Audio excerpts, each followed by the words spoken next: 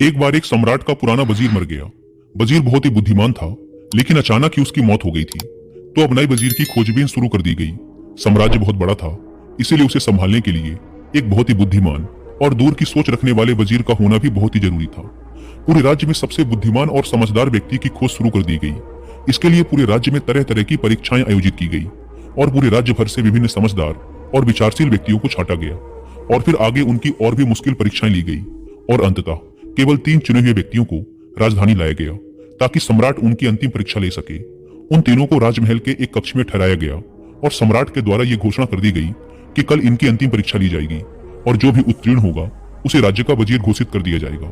लेकिन आश्चर्य की बात तो ये थी कि शाम होते होते पूरी राजधानी में ये बात फैल गई कि कल सम्राट कौन सी परीक्षा लेने वाला है।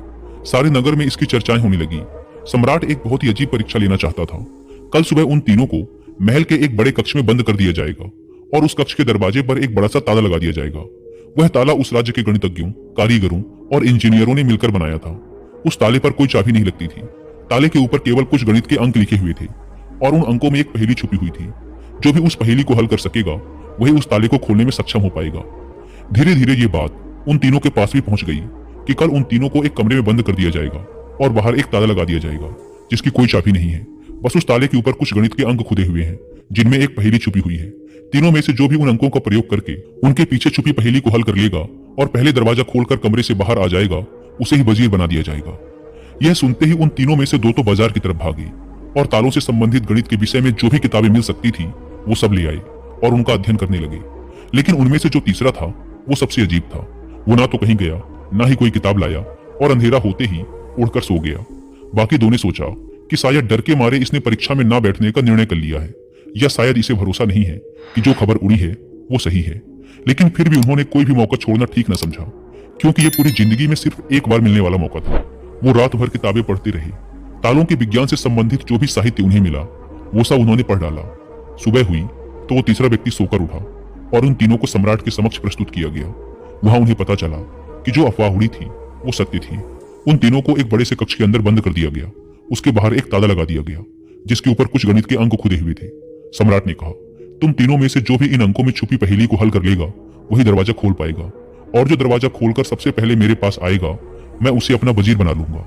मैं तुम तीनों का बाहर इंतजार करता हूँ। इतना कहकर सम्राट वहां से चला गया। वो 2 व्यक्ति जिन्होंने रात भर पढ़ाई की थी अपने वस्त्रों में कुछ किताबें छिपाकर ले आए थे।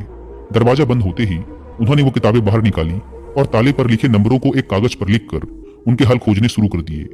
लेकिन जो वो तीसरा व्यक्ति था उसने कुछ न किया। वह अपनी आंखें बंद करके कमरे के एक कोने पर शांति से बैठ गया। उसे बैठा देखकर वो दोनों हंसे और तंज कसते हुए कहा, क्यों, हार मान गए क्या? कुछ करो तभी तो कुछ होगा। उन्हें लगा जैसे उसने हार मान ली है। वह डर गया है और अब वह कुछ भी प्रयास नहीं करना चाहता। लेकिन उसका मन एकदम शांत था। उसकी आंखों से स्थिरता झलक रही थी। वह परेशान नहीं मालूम पड़ता था। वह बैठा रहा। फिर अचानक उसे कुछ सूझा। वह उठकर दरवाजे के पास आया और धीरे से उसे धक्का दिया और यह क्या, दरवाजा खुल गया। वह कमरे से बाहर चला गया। लेकिन वो दोनों व्यक्ति अपनी किताबों में ही डूबे रहे। उन्हें पता भी ना चला कि वो तीसरा कमरे से बाहर जा चुका है। उन्हें तो पता ही तब चला जब सम्राट उस तीसरे व्यक्ति को लेकर अंदर आया और बोला, बंद करो अपनी ये किताबें। जिसे बाहर निकलना था वो तो कब का निकल चुका। यह देखकर वो दोनों दंग रह गए और पूछा, आखिर तुम बाहर कैसे निकले? सम्राट ने कहा, ताला तो लगाया ही नहीं गया था, क्योंकि बंद ताले को तो खोला जा सकता है, लेकिन जो ताला लगाया ही ना गया हो उसे कैसे खोलोगे?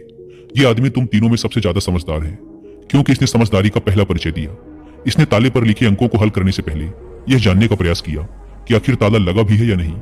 वही आदमी असल में सबसे ज्यादा समझदार है जो किसी भी समस्या को हल करने से पहले यह देख ले कि जिसे वो हल करने जा रहा है वो असल में समस्या है भी या नहीं। तो यह आदमी हमारे राज्य का सबसे समझदार व्यक्ति है। हम इसे अपना वजीर नियुक्त करते हैं। तो दोस्तों, इस कहानी से सीखने वाली बात यही है कि जब भी हमें लगे कि हमारे सामने कोई बड़ी समस्या है तो जल्दबाजी में घबराकर उस समस्या का समाधान खोजने की बजाय हमें ठंडे दिमाग से यह सोचना चाहिए कि जिसे मैं समस्या समझ रहा हूं वो असल में समस्या है भी या नहीं, यह असल समस्या कुछ और ही है जो अभी मुझे दिखाई नहीं दे रही।